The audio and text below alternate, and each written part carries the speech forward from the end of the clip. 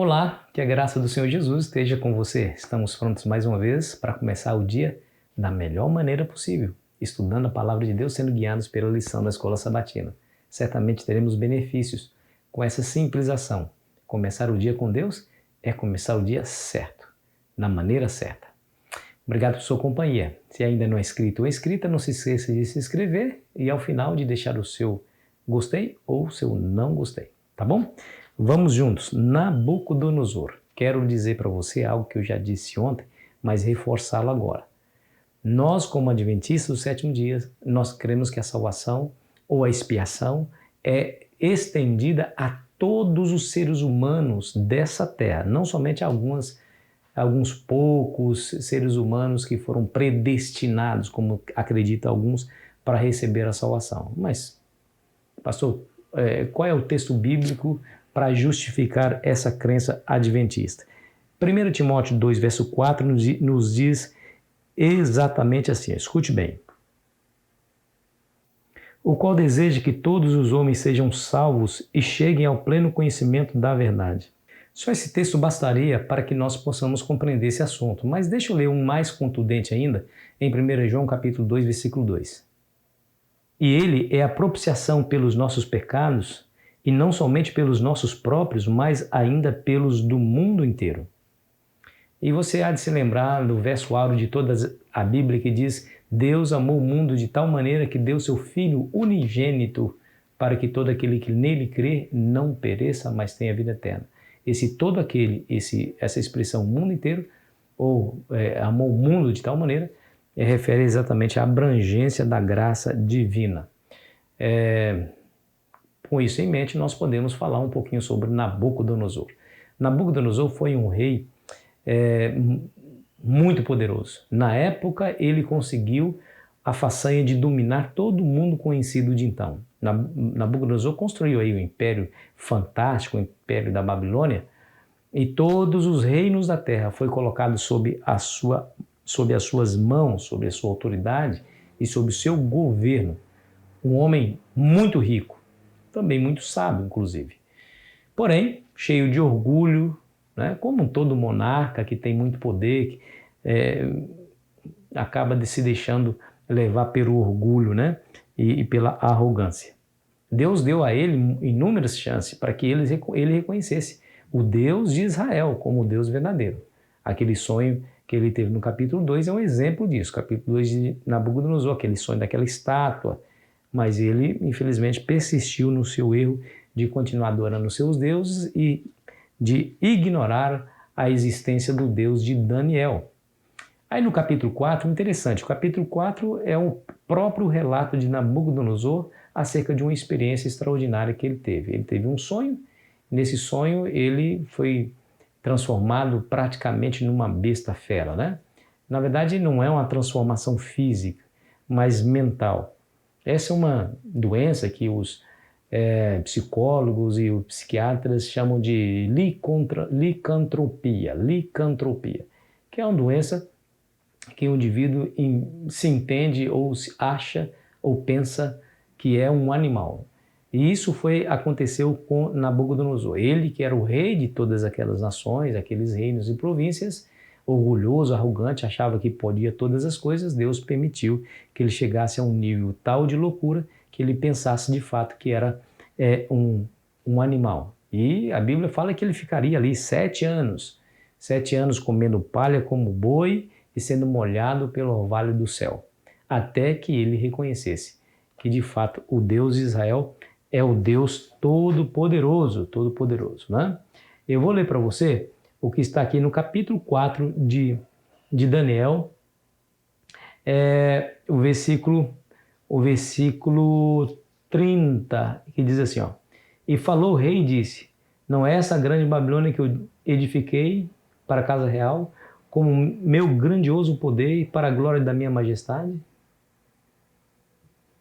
Olha que interessante, tá vendo? Deus havia mostrado para ele que ele haveria de passar por essa situação. Ele chamou os sábios não conseguiram interpretar aquele sonho. Lembrou-se de Daniel foi lá e deu a interpretação, dizendo: Nabucodonosor, seja humilde, reconheça o poder do Deus Altíssimo, se humilhe perante a mão dele, tudo vai bem e isso não vai acontecer contigo. Mas ele agradeceu a interpretação, passou-se um tempo, aí ele falou essas palavras que acabamos de ler. Olha, não foi eu que construí todo esse império com o meu grandioso poder. O verso seguinte diz: falava ainda o rei quando desceu uma voz do céu. A ti se diz, ó rei Nabucodonosor, já passou de ti o reino, serás expulso de entre os homens, e a tua morada será com os animais do campo.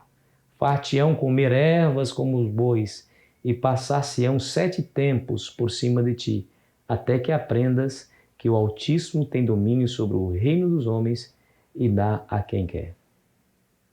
E naquele mesmo instante cumpriu-se a palavra e ele foi acometido dessa loucura e passou realmente a achar que era um animal e foi levado para o campo e 7 anos se passaram até que ele realmente reconheceu. Quando a Bíblia diz, quando ele passou todo esse tempo, ele recobrou a sua consciência. Escute o que está no verso 37. Tão logo me tornou a vir o entendimento, também para a dignidade do meu reino, tornou-me a vir a minha majestade e o meu resplendor. Buscaram-me os meus conselheiros e os meus grandes. Fui restabelecido no meu reino e a mim se me ajuntou extraordinária grandeza. Agora, pois, eu, Nabucodonosor, louvo, exalto e glorifico o Rei dos céus, porque todas as suas obras são verdadeiras e seus caminhos justos, e pode humilhar os que andam na soberba. E assim termina o capítulo 4 e Nabucodonosor sai do cenário histórico e não mais ouvimos falar acerca dele. Mas a boa notícia é que ele termina sua história exaltando o nome de Deus. O que podemos aprender com essa história, queridos? Primeiro, Deus usa crentes comprometidos para alcançar as pessoas. Esses crentes se tornam uma ponte a fim de alcançar poderosos incrédulos. Daniel foi essa ponte, né? Você e eu podemos também ser uma ponte para salvar outras pessoas. Segundo, Deus pode intervir diretamente, mas diretamente, no processo desse testemunho, a fim de alcançar esses incrédulos. Deus usou Daniel para interpretar aquele sonho, mas Deus entrou na história, no meio daquele testemunho, fez com que Nabucodonosor reconhecesse de fato, da pior maneira possível, de que Deus é o Deus eterno e que reina sobre os reinos dos homens. Então, Nabucodonosor foi humilhado por Deus devido ao seu orgulho e à sua arrogância, embora tenha sido uma história dramática, há outras pelas quais o orgulho podem ser humilhados. Deus, então, usa pessoas como um ponte e Deus diretamente intervém para que essas pessoas realmente reconheçam o poder e a majestade do Deus eterno. Felizes são aqueles que reconhecem isso, viu? Aqueles que mais cedo possível reconhecem que o Deus do céu domina sobre todos os homens, que não há nada e ninguém superior a Ele, e que Ele é quem está no controle de tudo. Ele pode abater os orgulhosos e arrogantes até o pó, como também pode exaltar aqueles que estão humilhados, né? Jesus tinha dito isso, né? Aquele que se exalta será humilhado e aquele que se humilha será exaltado. Então, querido amigo, querida amiga, a lição de hoje demonstra duas coisas. A primeira coisa que eu e você precisamos aprender: seja você uma ponte para alcançar o coração daquelas pessoas, independentemente de como elas sejam. São orgulhosas, arrogantes? Lembre-se, Deus pode fazer alguma coisa para mudar esse coração duro, impenitente, e pode usar você como essa ponte para essa bênção na vida dessa pessoa. Segundo, Deus pode todas as coisas.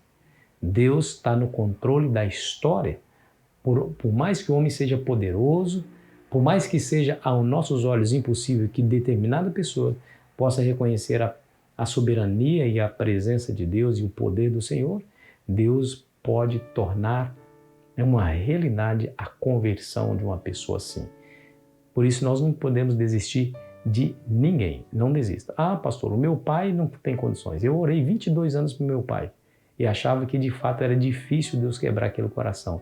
E a minha oração constante era: Senhor, por favor, não permita que meu pai feche os olhos pela última vez sem que ele reconheça o Senhor como seu Salvador. E Deus me deu a alegria de batizar meu pai. Meu pai está hoje descansando no Senhor, esperando a ressurreição. Tive a alegria de batizá-lo. Ele aceitou a Jesus como Senhor e Salvador da sua vida, de maneira espontânea. Ah, pastor, o meu filho está no mundo, eu não tenho nem esperança. Não fala isso, não fale isso. Continue orando, continue acreditando que mais cedo ou mais tarde Deus intervém nesse testemunho que você está dando para levar essas pessoas à sujeição ao seu próprio nome. Basta você e eu confiar e esperar e orar. Que tal fazer isso agora? Feche os olhos, vamos orar. Querido Pai, nos ajude para tanto, Senhor, mantendo firme no nosso coração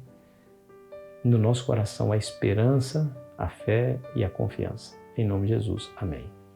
Foi muito bom estar com você, querido amigo, querida amiga, e amanhã estaremos aqui mais uma vez para avaliar uma outra pessoa poderosa, rica, que foi alcançada pela graça. E você é meu convidado especial. Aproveite bem o seu dia.